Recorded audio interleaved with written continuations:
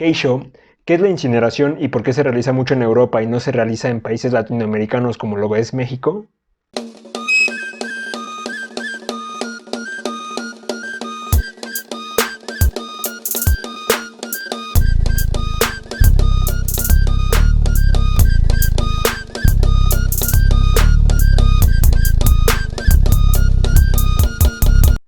Bueno, primero, la incineración pertenece a la valorización energética. En la valorización energética o tratamientos térmicos podemos encontrar diferentes tipos de procesos. Podemos encontrar un aprovechamiento del metano. Esto ya puede ser en el mismo relleno sanitario. Se pueden poner respiraderos que le dicen o captadores de biogás justamente para poder obtener el metano y poder incinerarlo. O se pueden poner reactores anaerobios, los cuales producen metano justamente con la mejor eficiencia para poder quemarlo y poder obtener energía. Está la pirólisis, en la cual es como en un horno, justamente como hacer todo como carbón, como hacerlo chicharrón, justamente sin oxígeno, es solamente con calor. Con esto después podemos obtener justamente gases volátiles con los cuales los podemos incinerar y podemos obtener energía. O gasificación, que justamente la gasificación es ocupar un gas, el cual nos servirá para poder gasificar, para convertir en gas los residuos sólidos urbanos y después convertir compuestos orgánicos volátiles que después se pueden quemar para poder obtener energía. Y al último tenemos la incineración o combustión con exceso de oxigenación.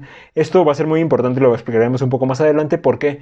Porque si tienes un exceso de oxígeno, aseguras la combustión completa y la buena combustión de los residuos, y esto te evita muchísimos problemas de contaminación. También se calcula con las eficiencias, con datos estequiométricos de la incineración para tú poder suministrar el suficiente oxígeno. La incineración también es llamada coprocesamiento. Justamente de un subproducto, de un residuo, tú puedes meterlo a un horno para poder obtener energía. Justamente es un tratamiento de residuos y también puedes obtener energía. Entonces tienes dos ventajas ahí. ¿Y qué incineramos? Para incinerar se utiliza un tratamiento mecánico biológico de los residuos, en el cual llegan los residuos y todo es un tratamiento mecánico en el cual separas primero todo lo que son metales, vidrios, todo lo que se te pueda fundir, y dejas los residuos que tienen mayor capacidad calorífica y que te pueden aportar mayor calor. En esto, bueno, se separan los residuos y ya al final puedes tener tú en el CDR, que es el combustible derivado del residuo, una capacidad calorífica alta y meterla en un horno para poder obtener justamente la energía. A continuación muestra una tabla de los diferentes residuos y el poder calorífico que tienen. Una tabla en la cual nos da una caracterización de los residuos, nos puede decir cuánto relación carbón-nitrógeno tienen los residuos y justamente qué residuos podemos utilizar como en esta mezcla de CDR, de combustible derivado del residuo. Muchas veces se piensa que estos residuos solamente son residuos ya establecidos como llantas o maderas que no se pueden meter en otro proceso y justamente se ocupan para esto, pero no. La verdad es que se obtiene un residuo mezclado que viene de residuos orgánicos, de residuos plásticos, residuos en general que tienen un gran poder calorífico, y estos se incineran y se hacen estudios para ver qué mezclas debes de hacer justamente para poder incinerarlo. Ahora vamos con los pasos de incineración. Justamente se hace primero un secado. Este secado se hace para quitar la mayor cantidad de humedad posible, se hace de 50 a 100 grados centígrados y normalmente el secado se hace o se establece muy pegado a la salida de los gases. ¿Por qué? Porque los gases, cuando tú incineraste, salen con una temperatura muy alta. Entonces todo este es calor que se está desaprovechando y se puede poner como un intercambiador de calor.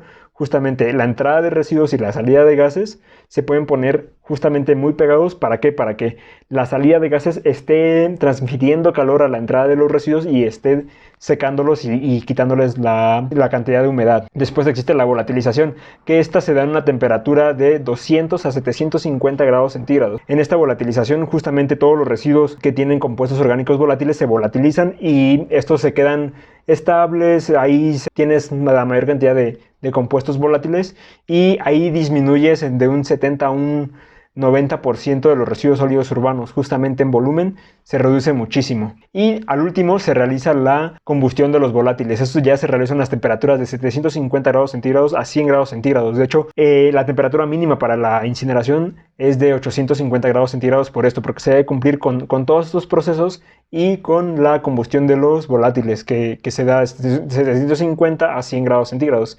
Y en esto ya quemas todos los combustibles, todos los gases que salieron justamente de los residuos sólidos urbanos. Estos se incineran para producir más energía, porque estamos produciendo energía, y ya al final obtienes una muy buena combustión y vas a obtener nada más. Se supone que si se hace una buena combustión y tratas de que en tu horno se tengan todas las condiciones perfectas, se va a tener de su producto se va a tener CO2 y vapor de agua solamente. Y también vas a tener otra corriente en la cual, por más que nosotros incineramos, siempre vamos a tener esta corriente, que son las cenizas. Las cenizas vas a obtener en peso aproximadamente un 25%, puedes disminuirlo, y en volumen vas a obtener un 10% aproximadamente también. Vas a obtener las cenizas, pero estas cenizas se van a concentrar justamente por la incineración, porque tienes toneladas y toneladas de residuos y se van a concentrar y van a cumplir o pueden cumplir con características de residuos peligrosos, como lo había comentado en mi anterior video. Entonces, para poder evitar esto o para poder disponer bien de estos, lo que muchas empresas hacen es justamente dárselos a empresas que se dedican a la construcción, ya sea para asfalto, para cemento, etc. ¿Por qué? Porque si tú construyes asfalto con esto, construyes un tipo de cemento, lo metes en una construcción, no lo dejas disponible para las personas. O sea, cuando yo toque, bueno, este cemento, bueno, puede quedar por adentro, es un acabado en yeso. En el acabado en yeso yo no están disponibles para mí los metales pesados o las concentraciones, los pHs que tengan. Entonces se ocupan mucho justamente para la construcción. Y ya para finalizar voy a dar algunos beneficios justamente que nos trae la incineración. Y pues, ¿qué beneficio nos puede traer? Primero, la reducción del volumen. Justamente en ciudades como la Ciudad de México, que ocupa la mancha urbana, justamente está la Ciudad de México y abarcamos todavía del Estado de México, y tenemos todavía hay kilómetros y kilómetros hasta poder encontrar lugares donde poner un relleno sanitario. Entonces ya realmente el transporte de los residuos se vuelve muy complejo, justamente, y el tráfico que tenemos en la Ciudad de México. Entonces ahora estar transportando la basura y gastar litros y litros de diésel y de combustible para poder transportar esos residuos justamente a las afueras de la ciudad es muy problemático. Entonces una solución podría ser la incineración de residuos, que si se hace de buena forma solamente obtiene CO2 y vapor de agua. Y aparte disminuyes en un 90%, o sea, de las 13 toneladas que llegan diarias a la ciudad, que genera la Ciudad de México, vamos a obtener realmente muy poco, 1 tonelada y tantos de cenizas que se pueden ocupar para la construcción. La esterilización de residuos, eso se ocupa mucho para los RPBIs, que son residuos biológicos infecciosos, y también, bueno, incineramos cuerpos humanos. La recuperación de energía de los residuos, eso como lo comentaba en otro video, justamente de las 8 Rs. Hay residuos de los que se puede obtener su energía y estos pues no se pueden reciclar, por más que no los podemos reducir, etc. Entonces, justamente este tipo de residuos pues se pueden aprovechar la energía que tienen contenida. La fijación de metales pesados en escorias estables, justamente en las cenizas se hacen cúmulos. Aquí, bueno, esto las llamamos escorias, y estas escorias justamente son estables y se pueden ocupar en procesos como construcción. Y algunos inconvenientes puede ser que materiales que tienen una gran capacidad calorífica, como es el cartón, ciertos tipos de madera, y ciertos tipos de plástico, estos ya la gente prefiere no mandarlos a reciclaje, sino mandarlos a incineración. Y bueno, esto más las incineradoras, ¿por qué? Porque tienen buenas capacidades caloríficas y esas se pueden aprovechar justamente para poder mantener el horno en una cierta temperatura y no meterle combustible, porque para tú iniciar el horno y llegar a más de 850 grados centígrados, necesitas meterle combustible para poder llegar a esa temperatura. Ya metiéndole residuos se puede mantener y puede disminuir, y si tú le metes ciertos tipos de residuos que tienen cierta capacidad calorífica, puedes aumentar el calor. Entonces, con los mismos residuos tú puedes ir administrando la cantidad de calor que hay en el horno. Entonces puede ser un proceso sustentable si se hace de una forma bien pensada estequiométricamente. Y se puede dar también una contaminación por una mala combustión, por no suministrar la suficiente cantidad de oxígeno. Y a continuación vamos a ver justamente qué procesos ingenieriles se pueden hacer para poder evitar estas sustancias. Bueno, en general, muchas incineradoras ocupan primero lo que son ciclones, que los ciclones, bien lo vimos como, bueno, bien sabemos como los ciclones, justamente se tiene una estructura muy específica, de hecho me parece que casi empírica, la construcción de un ciclón, en el cual el aire va dando giros, y de repente el vórtice es tan alto que en el centro llega a tener como un vacío, y entonces empieza a subir el aire.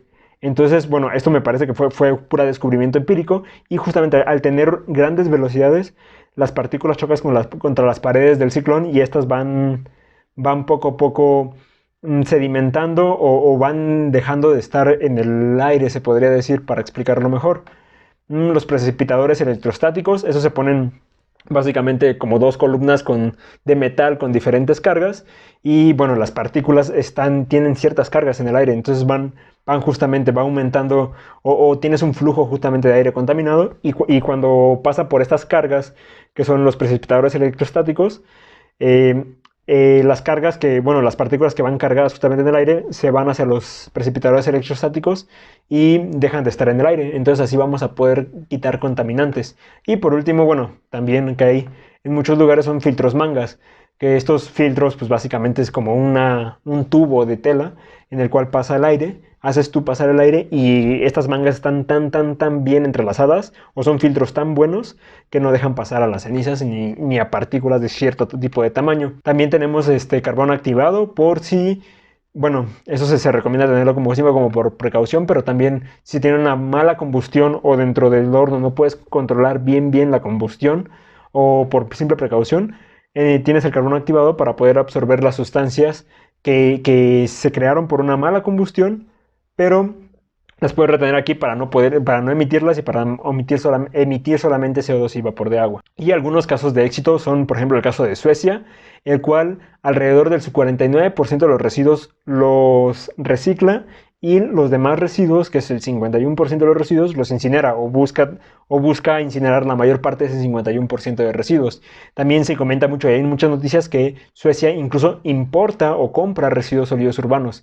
Y esto es porque en esos países nórdicos se tienen muy bajas temperaturas en invierno. Entonces, lo que hace el gobierno de Suecia es ofrecer a las personas, ofrecen agua potable, ofrecen también calefacción. Y esto, bueno, la verdad no sé muy bien cómo la ofrecen, pero lo que sé es que tienen 34 plantas que producen energía a través de los residuos sólidos urbanos, y ofrecen ese tipo de calefacción a las personas.